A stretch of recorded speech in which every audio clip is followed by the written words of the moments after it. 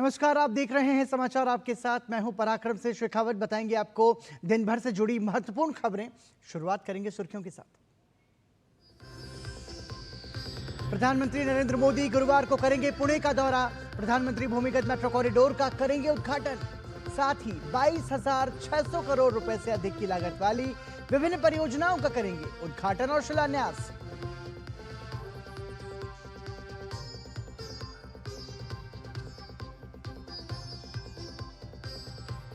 जम्मू कश्मीर में दूसरे चरण का मतदान शांतिपूर्ण संपन्न। बड़ी संख्या में पोलिंग बूथ पर उमड़े मतदाता। 16 देशों के राजनयिकों ने भी देखा जन्नत में जमहूरियत का जश्न। प्रधानमंत्री मोदी ने लोकतंत्र में बढ़ चढ़कर हिस्सा लेने के लिए जम्मू कश्मीर के मतदाताओं को दिया धन्यवाद।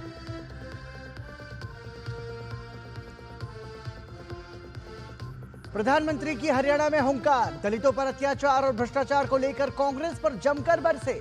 कहा, कांग्रेस ने हरियाणा को कर दिया था दलालों और दामादों के हवाले। भाजपा ने दिया भ्रष्टाचार मुक्त शासन। कांग्रेस आई तो प्रदेश को कर देगी बर्बाद।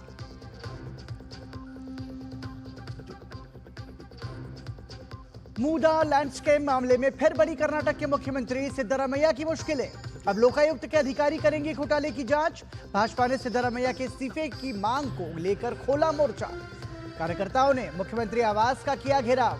सीबीआई जांच की भी मांग।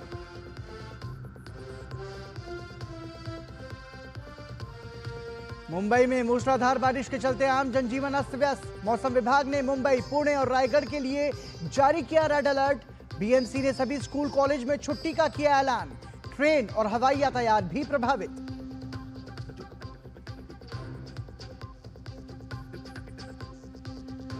और फिर इजरायली हमलों से थर्राया लेबनान। आईडीएफ ने हिजबुल्लाह के 280 ठिकानों को निशाना बनाने का किया दावा।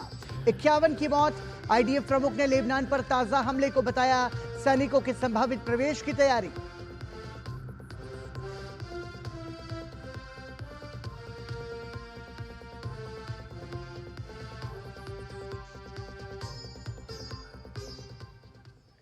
और सुर्खियों के बाद आइए अब खबरों पर नजर डालेंगे विस्तार से। प्रधानमंत्री नरेंद्र मोदी गुरुवार को पुणे का दौरा करेंगे।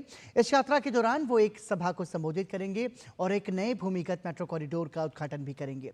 इसके अलावा 22,600 करोड़ रुपए से अधिक की लागत वाली विभिन्न परियोजनाओं का उद्घाटन और शिलान्यास करेंगे। मोदी सरकार द्वारा पुणे में बुनियादी ढांचे को मजबूत करने का काम जारी है। इसी क्रम में प्रधानमंत्री गुरुवार को सिविल कोर्ट से स्वारगेट तक नए भूमिगत मेट्रो कॉरिडोर का उद्घाटन करने के साथ और एक नए मेट्रो मार्ग की आधारशिला भी रखेंगे। पुणे महाराष्ट्र का दूसरा सबसे बड़ा शहर है, जहां पिछले एक दशक में कई स्तरों पर परिवर्तन और बदलाव की बयार चली है। पुणे मेट्रो की अगर बात करें तो यह इन सारे जो विकास की जो गतिविधियां हुई है उनका एक प्रतिबिंब है। ऐसा माना जा रहा है कि पुणे में जो नई लाइन होगी मेट्रो की, चाहे वो नए ट्रैक्स हों, वो इस वक्त समय की मांग है और इसी मांग को पूरा करने के लिए प्रधानमंत्री पुणे आ रहे हैं। पुणे मेट्रो कई अनूठी विशेषताओं से सुसज्जित है। एल्युमिनियम बॉडी से बनी ये देश की पहली हल्की मेट्रो है। स्टेशनों पर 100% वाटर रिसाइकल, शून्य अपशिष्ट निर्वहन, नो ट्री कटिंग पॉलिसी, सुविधाओं का एकीकरण, सौर ऊर्जा से संयंत्रों का जुड़ाव पुणे मेट्रो की कुछ अनूठी विशेषताएं हैं। 26 सितंबर को होने वाले इस कार्यक्रम में पंतप्रधान महोदय पुणे मेट्रो का अंतिम चरण जो डिस्ट्रिक्ट कोर्ट मेट्रो स्टेशन से भूमिगत होते हुए स्वारगेट मेट्रो स्टेशन तक जा रहा है, जिसकी लंबाई 3.62 किलोमीटर इतनी है। पुणे को मिलने वाली इस सौगात को लेकर पुणेवासी खासे उत्साहित हैं। पुणे में ये जो मेट्रो शुरू हुआ है, इसका सभी लोगों को बहुत सा फायदा हो रहा है। इसमें ट्रैवल करने में बहुत आसानी होती है और जो मोदी साहब ने ये काम किया है, ये बहुत अच्छा किया है। पहले मुझे बहुत दिक्कत होती थी आने जाने में, बट जब से मेट्रो शुरू हुई है मेरा सफ़र करने में बहुत ही ईजी हो गया है। इधर से उधर जो ट्रैफिक ब्लॉकेज हो रहा था उससे हमें छुटकारा मिल गया है। इसके अलावा पीएम पुणे में 22,600 करोड़ रुपए से अधिक की लागत वाली विभिन्न परियोजनाओं का उद्घाटन एवं शिलान्यास करेंगे। करीब 2,950 करोड़ रुपए की लागत वाली पुणे मेट्रो फेज 1 के स्वारगेट से कात्रज एक्सटेंशन की आधारशिला भी रखेंगे। भिड़ेवाड़ा में क्रांति ज्योति सावित्रीबाई फूले बालिका विद्यालय के स्मारक की आधारशिला रखेंगे। स्वदेशी रूप से विकसित लगभग 130 करोड़ रुपए की लागत वाले 3 परम रुद्र सुपर कंप्यूटर राष्ट्र को समर्पित करेंगे। मौसम और जलवायु अनुसंधान के लिए तैयार 850 करोड़ रुपए के हाई परफॉर्मेंस कंप्यूटिंग उद्घाटन करेंगे। पेट्रोलियम और प्राकृतिक गैस क्षेत्र की 10,400 करोड़ रुपए की लागत वाली विभिन्न पहलों का शुभारंभ और उन्हें राष्ट्र को समर्पित भी करेंगे। ट्रक ड्राइवरों और कैब ड्राइवरों की लंबी यात्रा के दौरान सुविधा के लिए महाराष्ट्र के छत्रपति संभाजीनगर, पंजाब के फतेहगढ़ साहिब, गुजरात के सोनगढ़, कर्नाटक के बेलगावी और बेंगलुरु रूरल इलाके में लगभग 2,170 करोड़ रुपए की लागत के रास्ते के किनारे सुविधाओं का शुभारंभ करेंगे। पीएम सोलापुर हवाई अड्डे का उद्घाटन भी करेंगे, जिससे कनेक्टिविटी में काफी सुधार होगा, जिससे सोलापुर पर्यटकों, व्यापारिक यात्रियों और निवेशकों के लिए अधिक सुलभ हो जाएगा। औद्योगिक गलियारा विकास कार्यक्रम के तहत 7,855 एकड़ में फैली बिडकिन औद्योगिक क्षेत्र को पीएम राष्ट्र को समर्पित करेंगे। 6,400 करोड़ से अधिक की लागत की इस परियोजना को 3 चरणों में विकसित किया जाएगा। प्रधानमंत्री का कार्यभार संभालने के बाद नरेंद्र मोदी अब तक 42 बार महाराष्ट्र के विभिन्न जिलों का दौरा कर चुके हैं।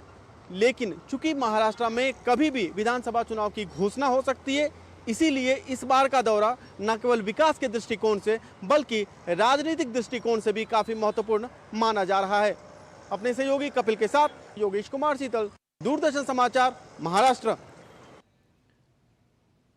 जम्मू कश्मीर में बुधवार को दूसरे चरण की वोटिंग हुई। 6 जिलों की 26 विधानसभा सीटों पर आज भी पहले दौर की तरह जमकर मतदान देखने को मिला। युवाओं, महिलाओं में जबरदस्त उत्साह देखने को मिला। जम्मू कश्मीर में जमहूरियत के जश्न का गवाह बनने के लिए 16 देशों के राजनयिक भी पहुंचे।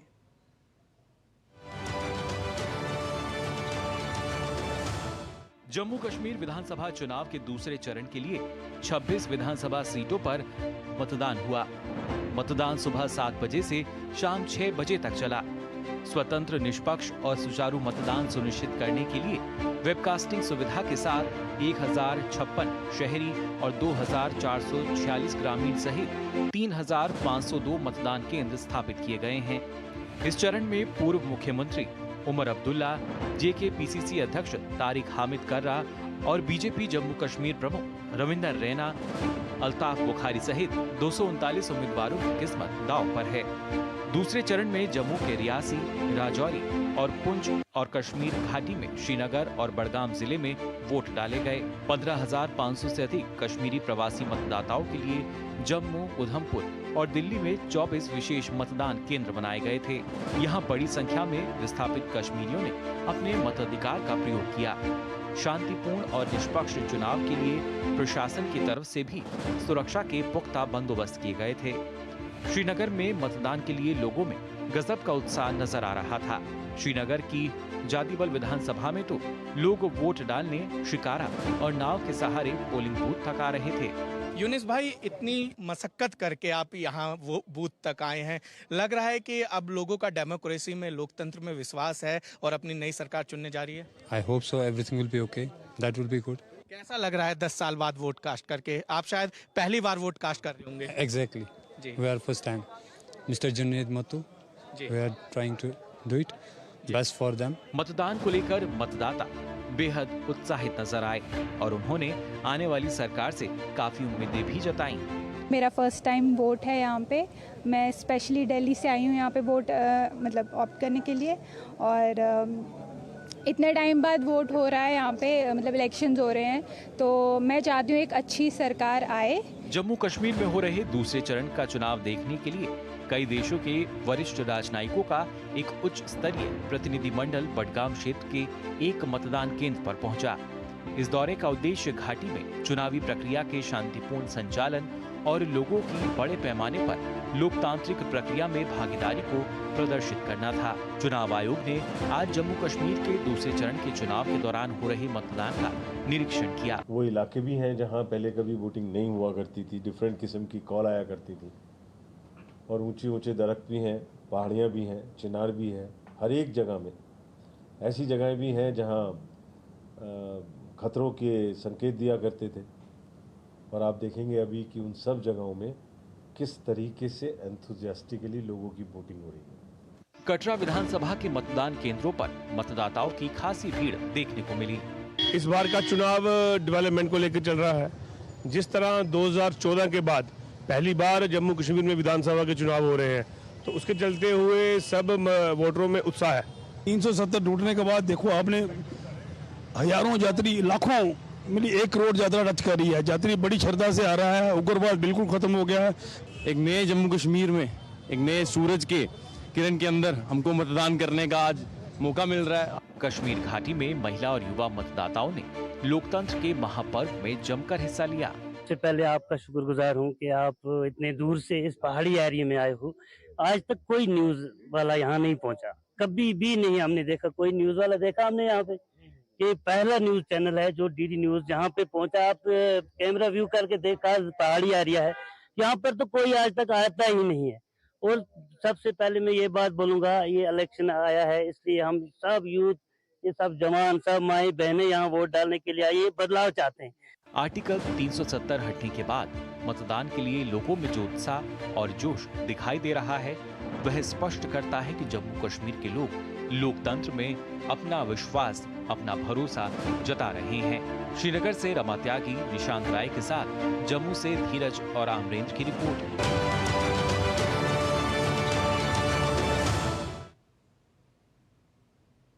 जम्मू में कांग्रेस नेता राहुल गांधी ने एक जनसभा को संबोधित किया। उन्होंने जल्द से जल्द जम्मू कश्मीर का राज्य का दर्जा वापस करने की मांग की। हिंदुस्तान की हिस्ट्री में पहले कभी नहीं हुआ है कि किसी स्टेट से हमने उनका अधिकार छीन लिया और स्टेट को यूनियन टेरिटरी में बदल दिया। पहली बार हुआ है। और मैं सही बोलूं तो ये कभी नहीं होना चाहिए, किसी और स्टेट के साथ ये कभी नहीं होना चाहिए। और मैं आपको यहां गारंटी देता हूं कि अगर बीजेपी ने आपको स्टेटहुड नहीं दिया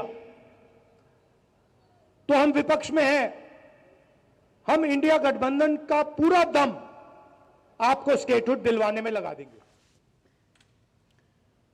प्रधानमंत्री नरेंद्र मोदी ने कांग्रेस को दलितों और पिछड़ों के हक को छीनने वाली पार्टी बताया। हरियाणा के सोनीपत में चुनावी रैली में प्रधानमंत्री नरेंद्र मोदी ने कांग्रेस को जमकर घेरा। प्रधानमंत्री मोदी ने हुड्डा सरकार के समय हरियाणा में होने वाले दलितों पर अत्याचार का मुद्दा भी उठाया तो कांग्रेस पर आरक्षण विरोधी होने का आरोप लगाया। प्रधानमंत्री ने 10 सालों में डबल इंजन की सरकार द्वारा हरियाणा में किए गए कामों को गिनाया तो किसानों, युवाओं, महिलाओं के साथ औद्योगिक विकास के आंकड़ों को भी सामने रखा।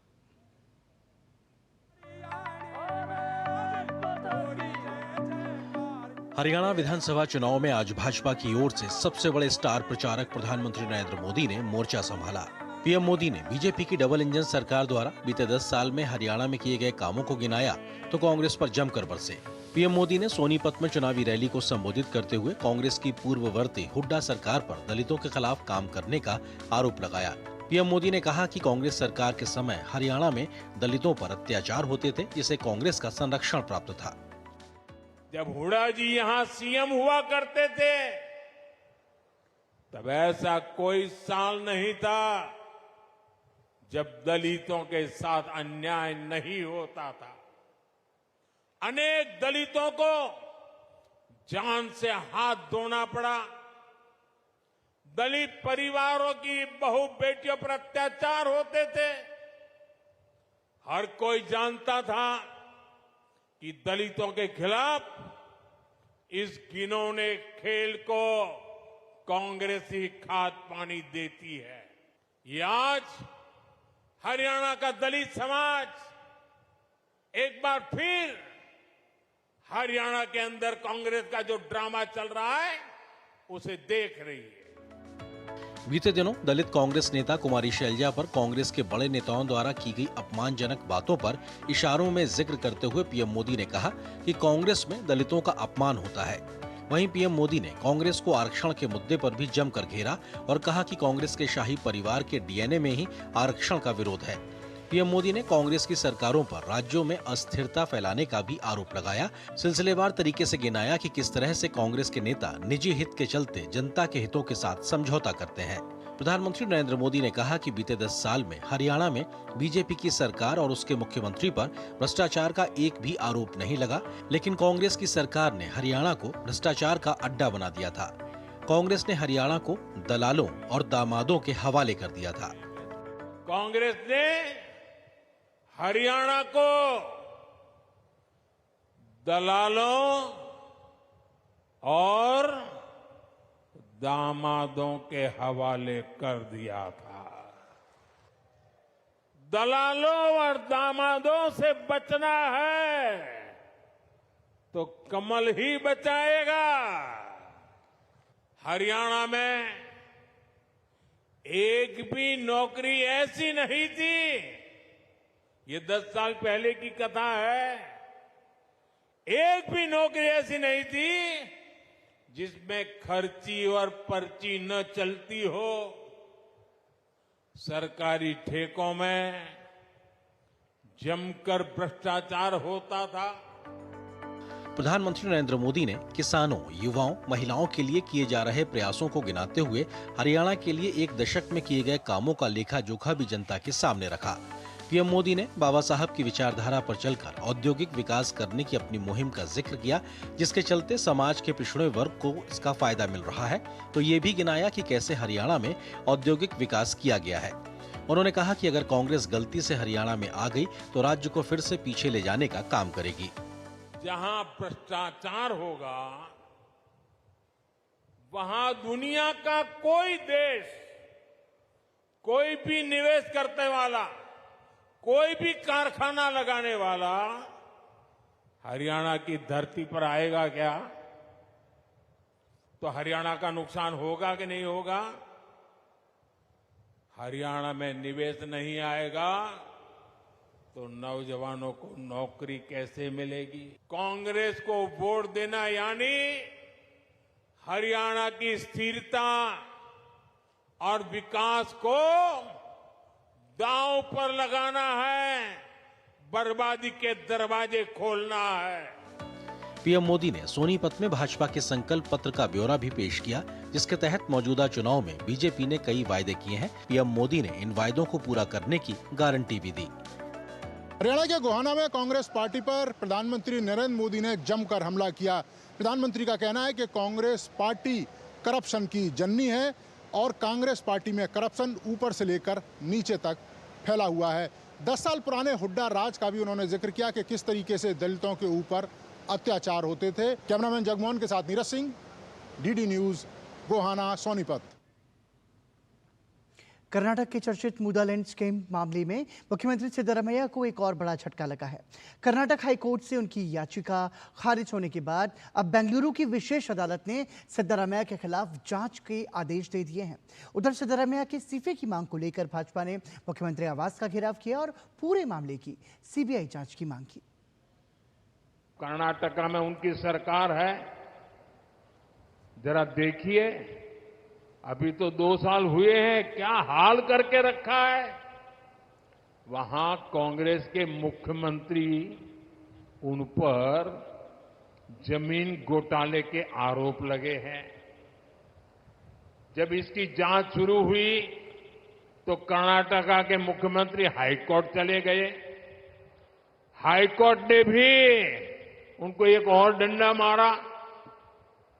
उन्होंने कहा कोई मदद नहीं होगी, और कल ही हाईकोर्ट ने साफ साफ कहा कि जांच के आदेश सही है और जांच होनी चाहिए। प्रधानमंत्री नरेंद्र मोदी ने हरियाणा के सोनीपत में एक जनसभा को संबोधित करते हुए कर्नाटक में कांग्रेस के मुख्यमंत्री सिद्धरामैया पर सीधा निशाना साधा। दरअसल कर्नाटक के चर्चित मुडालैंड स्कैम में कर्नाटक हाईकोर्ट ने मंगलवार को आरोपी मुख्यमंत्री सिद्धरामैया की याचिका को खारिज करते हुए उनके खिलाफ मुकदमा चलाने को बरकरार रखा था और अब इस मामले में स्पेशल पीपुल्स कोर्ट ने बुधवार को लोकायुक्त मैसूरू की जिला पुलिस को मुडा घोटाले की जांच कर 3 महीने में रिपोर्ट सौंपने का आदेश दिया है। The court has ordered the Lokayukta Mysore to begin the investigation. They'll have to register an FIR and complete the investigation within 3 months. So we couldn't have asked for anything better. वहीं भाजपा ने सिद्धारमैया के इस्तीफे की मांग को तेज करते हुए मोर्चा खोल दिया है। बेंगलुरु में भाजपा कार्यकर्ताओं ने मुख्यमंत्री सिद्धारमैया के आवास का घेराव कर विरोध प्रदर्शन किया। सिद्धारमैया के इस्तीफे की मांग कर रहे प्रदर्शनकारियों को पुलिस ने हिरासत में ले लिया। भाजपा ने बेंगलुरु की विशेष अदालत के जरिए कर्नाटक लोकायुक्त के सक्षम प्राधिकारी द्वारा सीएम सिद्धारमैया के खिलाफ जांच का आदेश दिए जाने का स्वागत करते हुए इस पूरे मामले की सीबीआई जांच की मांग की है। Siddaramaiah, who is a powerful chief minister, there cannot be a fair investigation in this Muda scandal. So I demand Chief Minister Siddaramaiah, before tendering his resignation, because he is bound to resign from the CM's post by today or tomorrow. So I demand Chief Minister Siddaramaiah to hand over the investigation to central bureau of investigation CBI. मुख्यमंत्री सिद्धारमैया के खिलाफ court द्वारा जांच के आदेश से कर्नाटक की कांग्रेस सरकार back foot पर है। Investigation has been ordered by the court. Let investigation take up. There are charge sheet against various ministers, MLAs of BJP government also in the entire country. Why they are not demanding the resignation of them? दरअसल मंगलवार को Karnataka high court ने मुडा land scam मामले में सिद्धारमैया की उस याचिका को खारिज कर दिया था जिसमें उन्होंने कर्नाटक के राज्यपाल के उस आदेश को चुनौती दी थी जिसमें उन्होंने सिद्धारमैया के खिलाफ आरोपों की जांच की अनुमति दी थी। अब विशेष कोर्ट द्वारा जांच के आदेश से मुख्यमंत्री सिद्धारमैया की मुश्किलें और बढ़ गई हैं। Bureau report, DD news. Mumbai में हुई मूसलाधार बारिश के चलते आम जनजीवन अस्त व्यस्त हो गया। पूरे राज्य में हो रही बारिश के कारण जल जमाव की समस्या का सामना करना पड़ रहा है। जल जमाव के कारण सड़कों पर वाहनों की लंबी कतारें लगने से जाम की स्थिति पैदा हो गई। भारतीय मौसम विभाग ने बुधवार को मुंबई, ठाणे, पुणे और रायगढ़ में रेड अलर्ट जारी किया है। मौसम विभाग ने लोगों को सतर्क रहने और बाढ़, जल जमाव और अन्य आपदाओं से बचने के लिए सावधानी बरतने की सलाह दी है। वहीं बारिश के कारण ट्रैक पर भी जल भराव हुआ है, जिस कारण लोकल ट्रेन का संचालन प्रभावित हुआ है। मुंबई के अलावा मराठवाड़ा और पश्चिम महाराष्ट्र में भी भारी बारिश हो रही है। राज्य में बारिश के रेड अलर्ट को देखते हुए मुंबई में गुरुवार को सभी स्कूल्स और कॉलेज बंद रहेंगे। खराब मौसम के कारण 2 फ्लाइट्स को भी डाइवर्ट करना पड़ा।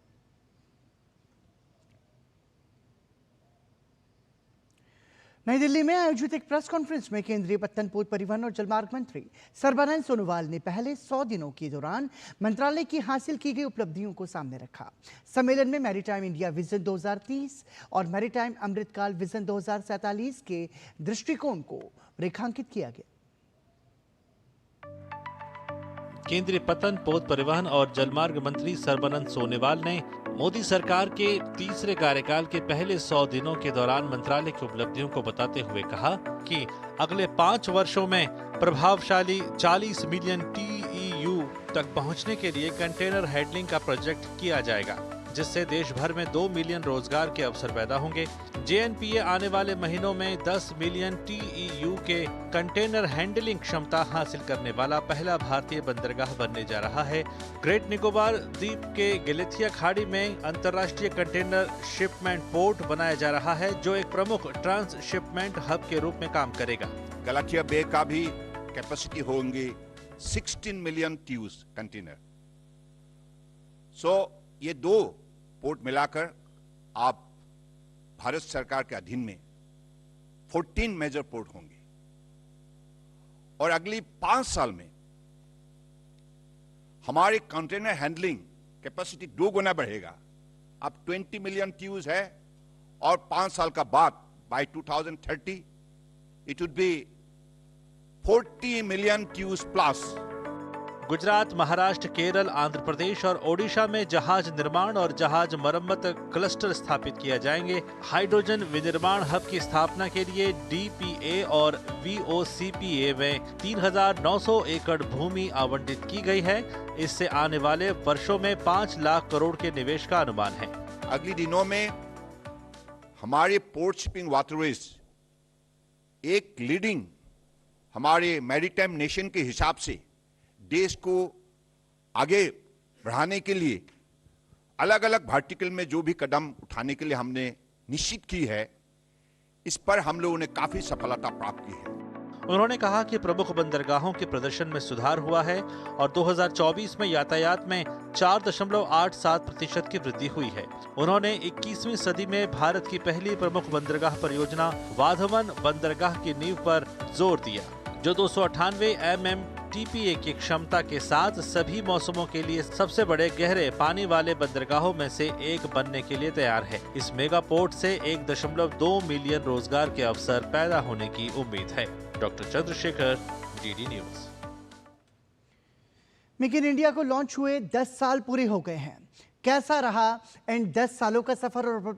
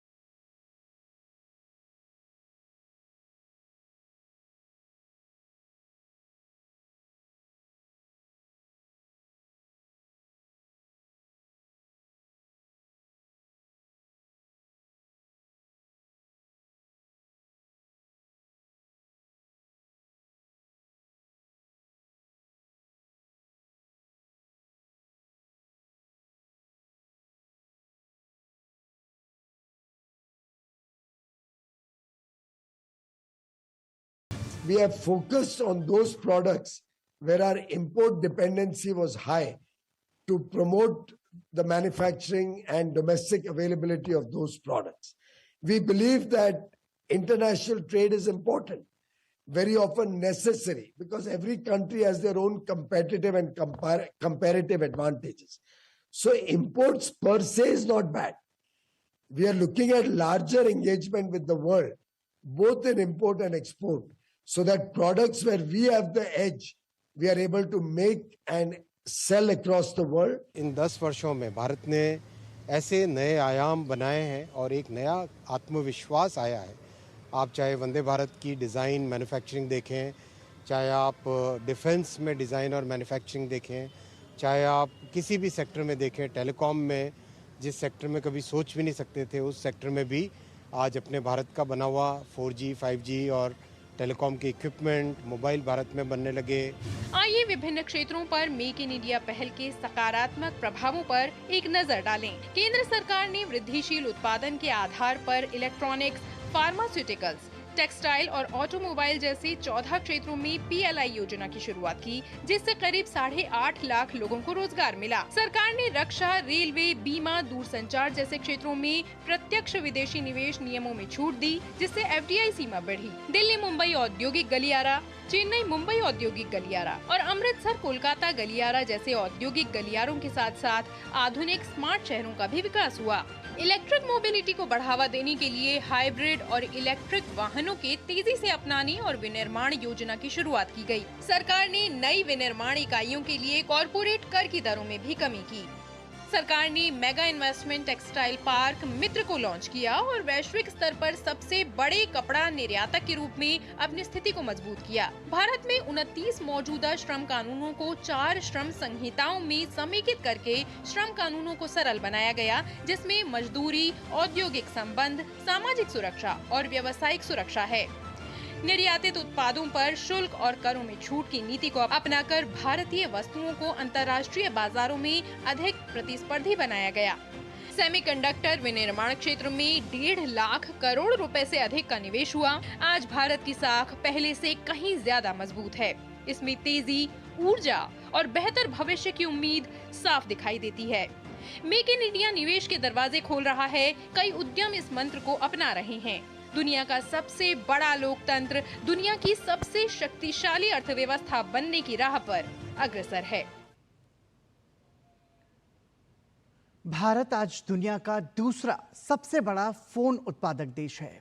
देश में लोकल मैन्युफैक्चरिंग को बढ़ावा देने के लिए केंद्र सरकार ने कई योजनाओं की पहल की है। जहां 2014 में भारत में केवल 2 मोबाइल निर्माण इकाइयां थी, वहीं आज यह संख्या बढ़कर 200 से अधिक हो गई है। जबकि देश में मोबाइल निर्यात 1556 करोड़ रुपए से बढ़कर 1.2 लाख करोड़ रुपए हो गया है। भारत सरकार के इलेक्ट्रॉनिक्स और आईटी मंत्रालय के सचिव एस कृष्णन से विशेष बातचीत की हमारे सहयोगी तापस भट्टाचार्य ने। मेरे साथ इस वक्त मौजूद है सेक्रेटरी माइती एस कृष्णन सर, जो बात कर रहे हैं। सर, 10 साल पूरे हुए हैं मेक इन इंडिया प्रोग्राम की। सबसे अहम बात है फ्रॉम मोबाइल एक हम लोग एक्सपोर्ट करते थे, हम लोग लेते थे, और अब हम लोग उसको एक्सपोर्ट करें। इंपोर्ट से एक्सपोर्ट में एक जो तब्दीली हुई है उसके बारे में थोड़ा बताइए सर। अगर आप देखें तो 2014-15 में इंडिया में जो मोबाइल फ़ोन्स बिकती थी उसमें से 74% जो है इंपोर्ट होती थी। आज जो है इंडिया में जो मोबाइल फ़ोन्स बिकती हैं उसमें से 99.2% मोबाइल फ़ोन्स जो हैं इंडिया में ही बनती हैं, और हम इंडिया में जो बने मोबाइल फ़ोन्स को दुनिया के अलग जगहों में निर्यात भी करते हैं। तो ये एक बहुत ही मेजर सफलता है, और ये मेक इन इंडिया प्रोग्राम के अंतर्गत ही ये सफलता हम लोगों ने हासिल की है। सर, इसके साथ साथ इस सेक्टर से लोगों को नौकरियां भी मिली है, एम्प्लॉयमेंट अपॉर्चुनिटीज़ बढ़ी है, उसके बारे में थोड़ा बताइए, क्योंकि लोग जानना चाहते हैं कि मोबाइल तो हाथों में है लेकिन क्या नौकरियां मिल रही है उससे? ज़रूर, नौकरियां अगर आप देखें तो डायरेक्टली जो नौकरियां हैं उसमें जो है करीब 12 लाख लोग ये मोबाइल मैन्युफैक्चरिंग में लगे हुए हैं, काम में लगे हुए हैं, और इसमें इंडिया में सबसे ज़्यादा जो फैक्ट्रीज़ हैं, कारखाने हैं, वो मोबाइल मैन्युफैक्चरिंग में लगे हुए हैं। ये तो डायरेक्ट मैन्युफैक्चर की बात है, लेकिन अगर मोबाइल फ़ोन यूसेज के थ्रू लोगों की प्रोडक्टिविटी काफ़ी बढ़ी है, वो तो हम हर जगह देख सकते हैं। और गवर्नमेंट सर्विसेज को एक्सेस करना, हर एक तरह से जो जीवन में जीने की जो सुविधा हुई है, ईज़ ऑफ लिविंग जो है, वो मोबाइल फ़ोन के यूज़ की वजह से काफ़ी बढ़ी है। मिसिंग द बस सेमीकंडक्टर से अब आप एक तरह से लीड करना, वो भी एक तरह से सर एक नया एक आयाम देखने को मिल रहा है। सेमीकंडक्टर सेक्टर के जहाँ तक सवाल है, ये करीब 60 साल के ऊपर से हम लोग प्रयत्न कर रहे हैं कि भारत में सेमीकंडक्टर बनाने की कारखाने लगें, और हम सेमीकंडक्टर सेक्टर में एक ख़ास जगह हम पकड़ें और सेमीकंडक्टर्स भारत में ही बने। इतने साल से ये मुमकिन नहीं हो पाया। अब जो है 5 नए सेमीकंडक्टर्स फैक्ट्रीज़ भारत में बन रही हैं, और ये बहुत ही एक बड़ी सफलता है देश की। बहुत बड़ी सफलता है सेमीकंडक्टर, मोबाइल फोन से, ये सारे जो पहलू हैं वो आज निकल के आ रहे हैं, क्योंकि 10 साल पूरा हुआ है मेक इन इंडिया का। कैंपस विनोद के साथ मैं तापस भट्टाचार्य, दूरदर्शन समाचार, दिल्ली। स्वास्थ्य और परिवार कल्याण मंत्रालय ने वित्त वर्ष 2020-21 और वित्त वर्ष 2021-22 के लिए राष्ट्रीय स्वास्थ्य लेखा अनुमान जारी किए हैं। देश के कुल सकल घरेलू उत्पाद में सरकारी स्वास्थ्य व्यय का हिस्सा वित्त वर्ष 2014-15 के 1.13% से बढ़कर वित्त वर्ष 2021-22 में 1.84% हो गया। कुल स्वास्थ्य व्यय में सरकारी स्वास्थ्य व्यय का हिस्सा वित्त वर्ष 2014-15 के 29.0% से बढ़कर वित्त वर्ष 2021-22 में 48.0% हो गया। इस दौरान स्वास्थ्य सेवा पर प्रति व्यक्ति सरकारी खर्च में 3 गुना की बढ़ोतरी हुई है। नीति आयोग के सदस्य वीके पॉल ने कहा कि पिछले 9 सालों में सरकारी स्वास्थ्य व्यय में जीडीपी व्यय के सापेक्ष 60% की बढ़ोतरी हुई। Moving to 1.84, But over 9 years, this is a 60% increase as a proportion of GDP, which is a very, very robust indicator and oft quoted indicator. 60% increase in 9 years. So that shows the government's commitment. As a percent of GGE, which is the general government expenditure, the movement is to the tune of 62%. Clear, consistent, and significant. NITI Aayog के सदस्य VK Paul ने कहा कि पिछले 9 सालों में देश के कुल स्वास्थ्य व्यय में सरकारी स्वास्थ्य व्यय के हिस्से में 68% की बढ़ोतरी हुई है। As a proportion of total health expenditure, which includes the health expenditure by the families as well. So as a proportion of that, we see an increase, everything, THE's total health expenditure, government and otherwise.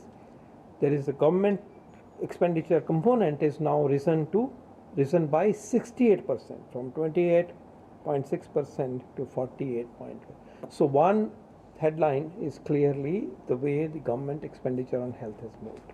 Should be reassuring. Clearly the trajectory is set, and clearly there is an intent and action. And please note, all this is happening even in the course of COVID.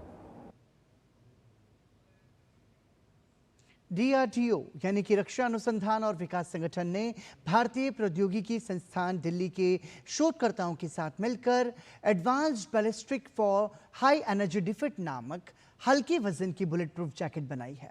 Jacket को IIT Delhi में DRDO industry academia centre of excellence DIACOE में बनाया गया है।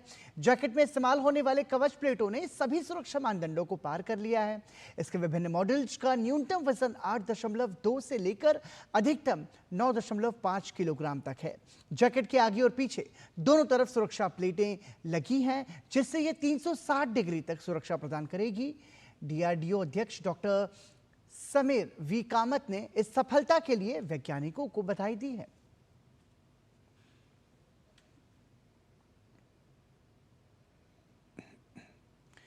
संजीवनी credit cooperative प्रकरण में केंद्रीय संस्कृति और पर्यटन मंत्री गजेंद्र सिंह शेखावत को राजस्थान हाईकोर्ट से क्लीन चिट मिल गई है। गजेंद्र सिंह शेखावत ने FIR और जांच रद्द करने के लिए याचिका दायर की थी, जिस पर जस्टिस अरुण मोगा की बेंच ने सुनवाई की। SOG द्वारा दाखिल की गई विस्तृत रिपोर्ट में कहा गया कि शेखावत के खिलाफ कोई सबूत नहीं है और उनके इस्तीफे के बाद की गतिविधियों के लिए उन्हें जिम्मेदार नहीं ठहराया जा सकता। कोर्ट ने आदेश दिया कि गजेंद्र सिंह शेखावत के खिलाफ कोई मामला नहीं बनता और SOG बिना ट्रायल कोर्ट की अनुमति के आगे जांच नहीं कर सकता। इस फैसले पर शेखावत ने कहा कि सत्य की जीत हुई है और यह साबित हुआ है कि उन्हें झूठे मामले में फंसाने की कोशिश की गई थी। सत्य को आप बादलों के आडंबर से आवरण से ढकने की कोशिश की जा सकती है, कालिक पोतने का प्रयास किया जा सकता है, लेकिन अंततः सत्य उद्घाटित होता है। आज राजस्थान उच्च न्यायालय ने जो झूठ खड़ा करने का षड्यंत्र अपनी राजनीतिक महत्वाकांक्षाओं की पूर्ति के लिए अपने पुत्र की पराजय और राजस्थान की जनता द्वारा लगातार भारतीय जनता पार्टी को विजयी देने के खींच से उपजी मानसिकता के चलते हुए जिस तरह से एक झूठे प्रकरण में मुझे घसीटने की कोशिश की गई थी, आज न्यायालय ने उस पर अपना निर्णय सुनाते हुए उस इन्वेस्टिगेशन को क्वैश कर दिया और साथ साथ में फर्दर इन्वेस्टिगेशन बिना किसी न्यायालय की स्वीकृति के द्वारा न किया जाए, इसको लेकर के आज आदेश सुनाया। उच्च न्यायालय जोधपुर में गजेंद्र सिंह जी की याचिका लगी हुई थी। पिछली तारीख पे हाईकोर्ट ने ये आदेश दिया था AAG साहब को कि इतने साल से 2019 में ये FIR दर्ज हुई, उसके बाद 4 या 5 बार चालान पेश हुआ। गजेंद्र सिंह जी की कोई संलिप्तता, ना तो उनका नाम FIR में था, ना उन चार्जशीट्स में उनके बारे में कुछ लिखा गया, उनको कोई ना तो संदिग्ध माना गया ना मुल्जिम माना गया। तो इसमें उनका जो भी इन्वेस्टिगेशन अब तक हुई है, उस इन्वेस्टिगेशन में उनका जो रिजल्ट है वो रिजल्ट आप पेश करें अगली तारीख पे। उसके लिए आज लगा हुआ था मुकदमा और AAG साहब ने आज अपनी रिपोर्ट पेश की और उसमें कहा कि गहन अनुसंधान के बाद हमने उन गजेंद्र सिंह जी की कोई संलिप्तता इस मुकदमे में नहीं पाई है। उत्तर प्रदेश की राजधानी लखनऊ में पंडित दीनदयाल उपाध्याय की 108वीं जयंती मनाई गई। इस अवसर पर उप मुख्यमंत्री ब्रजेश पाठक ने विश्व पटल पर आर्थिक महाशक्ति के रूप में उभरता भारत पर एक विचार मंच रखा। कार्यक्रम को संबोधित करते हुए उप मुख्यमंत्री ब्रजेश पाठक ने सरकार की नीतियों की सराहना की। इस कार्यक्रम में पूर्व राज्यसभा सांसद 15वें वित्त आयोग के अध्यक्ष और प्रसिद्ध अर्थशास्त्री NK सिंह और इंडियन न्यूज़पेपर सोसाइटी के अध्यक्ष राकेश शर्मा सहित कई गणमान्य लोगों ने शिरकत की। NK सिंह ने कार्यक्रम को संबोधित करते हुए कहा कि देश के विकास के लिए सर्कुलर इकोनॉमी बहुत जरूरी है। वहीं कार्यक्रम के दूसरे सत्र में विकसित भारत विजन 2047 पर अपने विचार रखते हुए राकेश शर्मा ने मोदी सरकार की नीतियों की सराहना की। उन्होंने कहा कि देश में 25 करोड़ लोगों का गरीबी रेखा से बाहर आना गर्व का विषय है। पिछले 10 वर्षों में जो हम लोगों ने प्राप्त किया है, उपलब्धि की है, हम ही एक ऐसे आज देश है कि चौथा वर्ष सक्सेसिवली 7 से 8% GDP की उपलब्धि प्राप्त की है। शायद इंटरनेशनल मॉनेटरी फंड और विश्व बैंक भी स्वीकार कर रहा है कि India is today the brightest spot in the global economy. Shri Krishna जन्मभूमि और शाही ईदगाह जमीन विवाद मामले की बुधवार को इलाहाबाद हाईकोर्ट में सुनवाई हुई।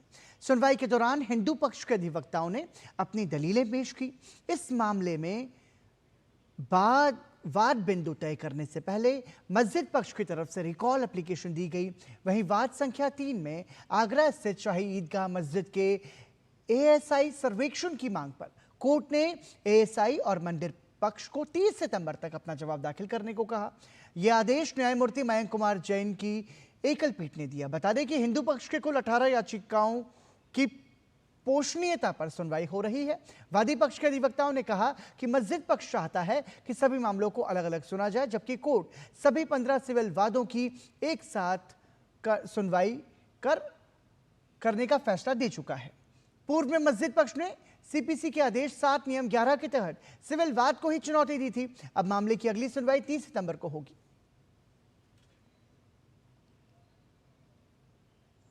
आज श्री कृष्ण जन्मभूमि और शाही ईदगाह विवाद में उच्च न्यायालय इलाहाबाद में कोर्ट नंबर 71 में जस्टिस मयंक जैन साहब की अदालत में इस मामले की सुनवाई हुई और जिसमें कि शाही ईदगाह पक्ष की तरफ से एक एप्लीकेशन रिकॉल एप्लीकेशन लगाई हुई है, जिसको कि माननीय उच्च न्यायालय के द्वारा आज हिंदू पक्षकारों से इसके जवाब दाखिल करने के लिए आदेश किया गया।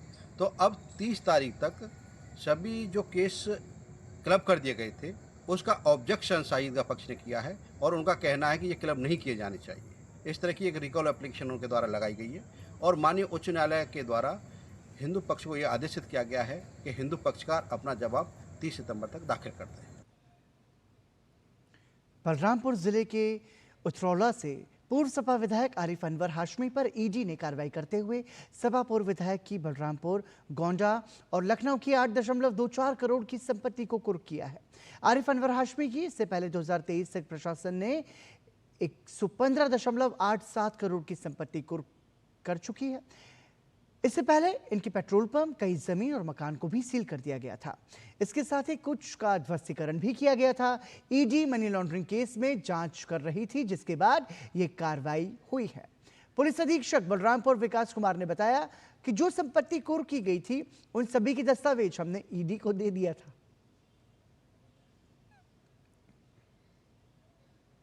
अपराधी हैं और पूर्व में जनप्रतिनिधि भी रहे हैं।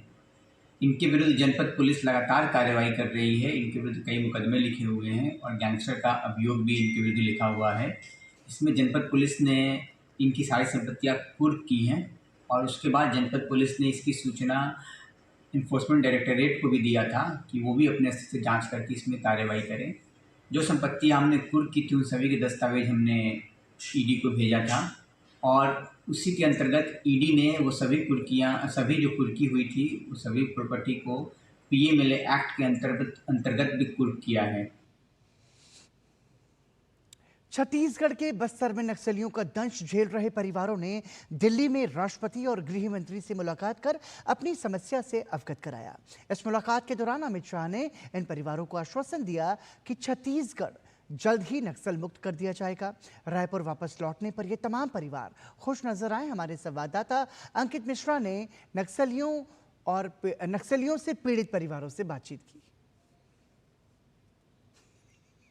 छत्तीसगढ़ के माओवाद प्रभावित क्षेत्र में माओवादियों का दंश झेल रहे बस्तर के लोग, जिन्होंने कुछ दिनों पहले दिल्ली कूच किया था। दिल्ली में केंद्रीय गृह मंत्री अमित शाह, राष्ट्रपति द्रौपदी मुर्मू से भी मुलाकात की है। उनसे ही सीधे जानते हैं, वे रायपुर लौट चुके हैं और उनसे ही बातचीत करते हैं, जानते हैं क्या क्या बातचीत हुई है। नक्सल घटना के कारण बस्तर में 10,000 से अधिक लोगों की हत्याएं हुई है। 1000 से अधिक लोग नक्सल घटना के कारण विकलांग हो चुके हैं और 4 दशक से समस्या बस्तर में बनी हुई है। विकास अवरुद्ध है, शिक्षा कहीं ना कहीं नहीं पहुंच पा रहा है अंदर तक। तो इन सारी समस्याओं को लेके, दुख दर्द और पीड़ा को लेके हम देश के जो सम्माननीय गृह मंत्री अमित शाह जी के पास गए थे। उन्होंने 1 घंटे तक हमारी बातों को सुना और उन्होंने कहा कि 11 साल से मैं यहाँ के सरकारी निवास में रह रहा हूँ। पहली बार कोई ऐसे अतिथि आए हैं जिनको मैं अपने बीच में पाके भावुक हूँ और अंदर से उत्साहित भी हूँ। हमारे समिति ओर से हमारी बस्तर में शांति, हमको जो तकलीफ और हमारे ऊपर में जो कष्ट है, वैसे आने वाला पीढ़ी को, बाल बच्चा को, आने वाला को बस्तर में शांति होना चाहिए। जी, मैं यही कहना चाहूँगी कि बस्तर में शांति हो जाए। जो आने वाले पीढ़ी में जो हमारे साथ हुआ है वो ऐसा मत हो। जिस चीज़ से हम लोग गुजरे हैं उस चीज़ से आने वाले पीढ़ी आने वाले सालों में ऐसा ना गुजरे। बस्तर के जो निवासी हैं, जो माओवाद पीड़ित हैं, जिन्होंने दिल्ली पहुंचकर केंद्रीय गृह मंत्री राष्ट्रपति द्रौपदी मुर्मू से भी मुलाकात की है, अपनी तमाम समस्याओं से अवगत कराया, जहां से आश्वासन इन्हें मिला है कि 2026 तक छत्तीसगढ़ का बस्तर इलाका जो है माओवाद मुक्त हो जाएगा। अब देखना ये होगा कि इनके इस आश्वासन के बाद क्या कुछ कार्रवाइयां होती है छत्तीसगढ़ के बस्तर में और क्या कुछ तेजी बस्तर के खात्मे को लेकर सामने आती है। कैमरा पर्सन सोमदत्त साहू के साथ अंकित मिश्रा, डीडी न्यूज, रायपुर।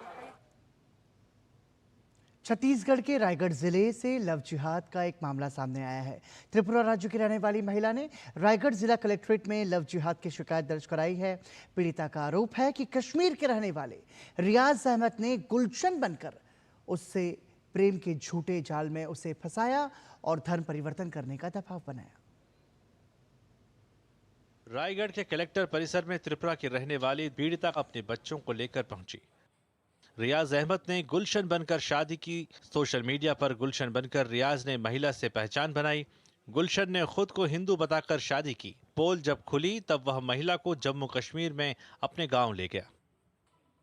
पीड़िता का कहना है कि करीब 4 साल पहले जम्मू के रहने वाले युवक से सोशल मीडिया पर उसकी पहचान हुई थी। युवक ने सोशल मीडिया पर अपना नाम गुलशन लिखा था। जिस युवक के साथ वह अपना दाम्पत्य जीवन जी रही थी वो दरअसल एक मुस्लिम युवक है। सर, मैं यहाँ पर एक स्कूल में टीचर हूँ। यहाँ पर एक मुसलमान लड़का आके मुझे धमकी दे रहे मारने के लिए और मैंने 2 पुलिस स्टेशन गया, सरिया पुलिस स्टेशन और पुसर पुलिस स्टेशन। वो लोग मेरा एप्लीकेशन नहीं लिखा है। इसके बाद मैं 7 दिन जंगल में घूम रही, 7 दिन से ना खाना ना पीना कुछ भी, मेरा पास पैसा भी नहीं है। फिर मैं इसलिए मैं आज इधर आया सर कि मुझे और नहीं मिला। रायगढ़ जिले के एडिशनल एसपी का कहना है कि पीड़ित महिला ने आवेदन पत्र दिया है जिस पर पुलिस पूरे मामले की जांच कर रही है। जब तक दोनों पक्ष नहीं आएंगे तब तक एक पक्षी हम कहने में अभी सक्षम नहीं हैं। आवेदन लेके आते हैं और वो आके बताते हैं कि उनके साथ शादी कब हुआ, कैसे हो, विस्तार से बताएंगे, तो फिर उस पर हम जो भी कानूनी कार्रवाई हो करेंगे। हम लोग के पास बाजबरन धर्मांतरण का भी एक भी मामला हम लोग को नहीं आएगा। जब भी उस तरह का आएगा तो जो कानून बना हुआ है उसके अनुसार हम लोग कार्रवाई करेंगे। छत्तीसगढ़ के रायगढ़ जिले में लव जिहाद का चौंकाने वाला मामला सामने आया है। पीड़िता का आरोप है कि रियाज अहमद ने गुलशन बनकर महिला से शादी की, फिर रियाज अहमद ने धर्म परिवर्तन करने का दबाव बनाया। पीड़िता ने छत्तीसगढ़ पुलिस से मदद की गुहार लगाई है। हालांकि इस पूरे मामले में पीड़िता की शिकायत पर पुलिस जांच कर रही है। Somesh Patel, TD news, Chhattisgarh. पूर्व केंद्रीय मंत्री और हमीरपुर से सांसद अनुराग सिंह ठाकुर ने पुणे के फर्ग्यूसन कॉलेज और MIT यूनिवर्सिटी में विकसित भारत एम्बेसडर युवा कनेक्ट कार्यक्रम को संबोधित किया। उन्होंने कहा कि भारत की युवा आबादी देश के विकास में महत्वपूर्ण भूमिका निभाएगी। कोई भी ताकत प्रधानमंत्री नरेंद्र मोदी के विकसित भारत के विजन को पूरा होने से नहीं रोक सकती। उन्होंने लखपति दीदी योजना, जनधन योजना और डिजिटल इंडिया जैसी सरकारी पहलों की सफलता पर प्रकाश डाला। साथ ही ये भी कहा कि भारत न केवल अपने रक्षा उपकरण विकसित कर रहा है बल्कि उन्हें निर्यात करने की तैयारी भी कर रहा है। उन्होंने मेक इन इंडिया की सफलता के बारे में बताते हुए कहा कि भविष्य में आईफोन डिजाइन इन इंडिया पहल के तहत भारत में बनेगा। कार्यक्रम के दौरान उन्होंने छात्रों और खिलाड़ियों से विभिन्न विषयों पर बातचीत की और एक पेड़ मां के नाम पहल के तहत पौधारोपण में भी हिस्सा लिया।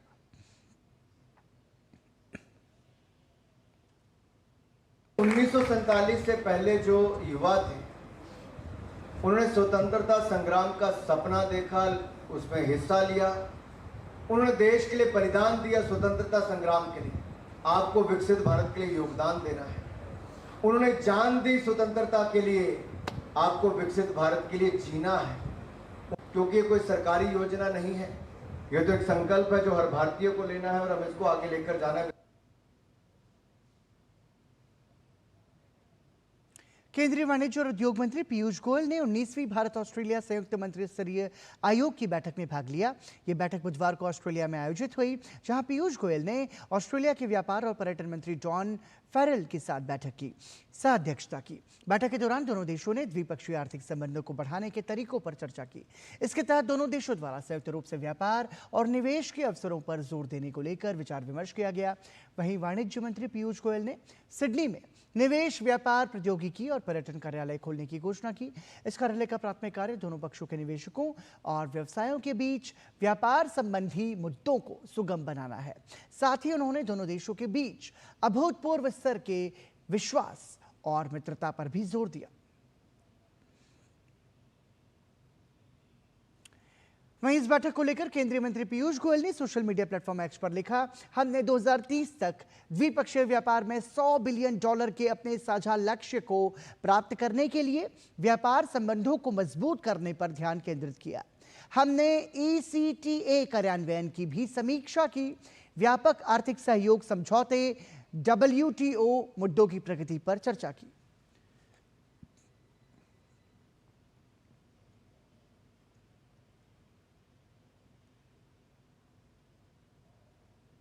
विदेश मंत्री एस जयशंकर ने न्यूयॉर्क में G20 विदेश मंत्रियों की बैठक में वैश्विक शासन सुधार विषय पर बात की। विदेश मंत्री ने विकासशील देशों की आकांक्षाओं को पूरा करने के लिए MDB में सुधार के लिए G20 में भारत के प्रयासों के बारे में बात की। विदेश मंत्री ने नियम आधारित, गैर भेदभावपूर्ण और निष्पक्ष बहुपक्षीय व्यापार प्रणाली सुनिश्चित करने के लिए WTO के व्यापक सुधारों का आह्वान किया।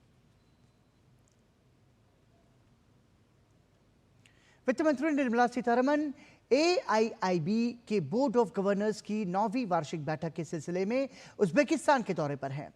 इस दौरान निर्मला सीतारमण ने समरकंद में एशियन इंफ्रास्ट्रक्चर इन्वेस्टमेंट बैंक के अध्यक्ष जिन लिकून से मुलाकात की।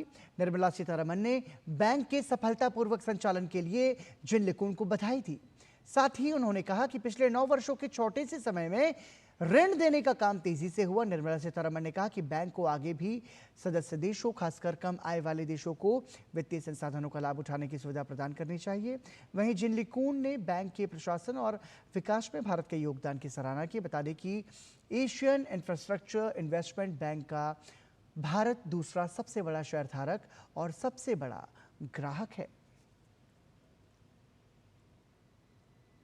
वित्त मंत्री निर्मला सीतारमण AIIB की बोर्ड ऑफ गवर्नर्स की 9वीं वार्षिक बैठक के सिलसिले में उज्बेकिस्तान के दौरे पर हैं। इस दौरान निर्मला सीतारमण ने समरकंद के कतर के वित्त मंत्री अली बिन अहमद अल कुंवारी से मुलाकात की। मुलाकात में द्विपक्षीय व्यापार, निवेश, डिजिटल पब्लिक इंफ्रास्ट्रक्चर जैसे कई मुद्दों पर चर्चा की गई। वित्त मंत्री ने भारत और कतर के बीच ऐतिहासिक संबंधों का जिक्र करते हुए कहा कि भारत कतर के साथ आगे भी संबंधों को और मजबूत करने के लिए काम कर रहा है। उन्होंने भारत में ऊर्जा, बुनियादी ढांचे, लॉजिस्टिक्स, खाद्य सुरक्षा, स्टार्टअप जैसे क्षेत्रों में कतर को निवेश के लिए आमंत्रित किया। वहीं कतर के वित्त मंत्री ने भारत की तेजी से बढ़ती भारतीय अर्थव्यवस्था की सराहना की और भारत में FDI की विशाल संभावनाएं तलाशने का विचार का स्वागत किया। संयुक्त अरब अमीरात के अबू धाबी में ग्लोबल एरोस्पेस शिखर सम्मेलन का 7वां संस्करण आयोजित हो रहा है। ये सम्मेलन सेंट रेजिस सादियात आइलैंड्स रिजॉर्ट में 25-26 सितंबर तक चलेगा। ये सम्मेलन दुनिया के एरोस्पेस आपूर्ति श्रृंखला के एक प्रमुख मंच उनको प्रदान करने के लिए बना है। इस सम्मेलन में एरोस्पेस प्रौद्योगिकी, नीति और निवेश जैसे मुद्दों पर चर्चा की गई। साथ ही AI, इलेक्ट्रिक प्रोपल्शन और हाइड्रोजन संचालित विमान जैसी उभरती प्रौद्योगिकियों पर भी चर्चा हुई। अमीरात एयरलाइंस के उपाध्यक्ष रामी एल समरा ने विमान क्षेत्र में क्रांति लाने के लिए AI की क्षमता पर प्रकाश डाला। एल समरा ने परिचालन दक्षता बढ़ाने के लिए एयरलाइनों द्वारा AI का लाभ उठाने की आवश्यकता पर भी जोर दिया। शिखर सम्मेलन में अंतरिक्ष संचार, सुपरसोनिक यात्रा और उन्नत हवाई यात्रा पर भी चर्चा की जाएगी। अंतरिक्ष अर्थव्यवस्था प्रतिवर्ष औसतन 9% की दर से बढ़ रही है और 2035 तक इसके $1.8 ट्रिलियन तक पहुंचने का अनुमान है। 2012 में अपनी स्थापना के बाद से शिखर सम्मेलन ने वैश्विक एरोस्पेस क्षेत्र में एक महत्वपूर्ण भूमिका निभाई है।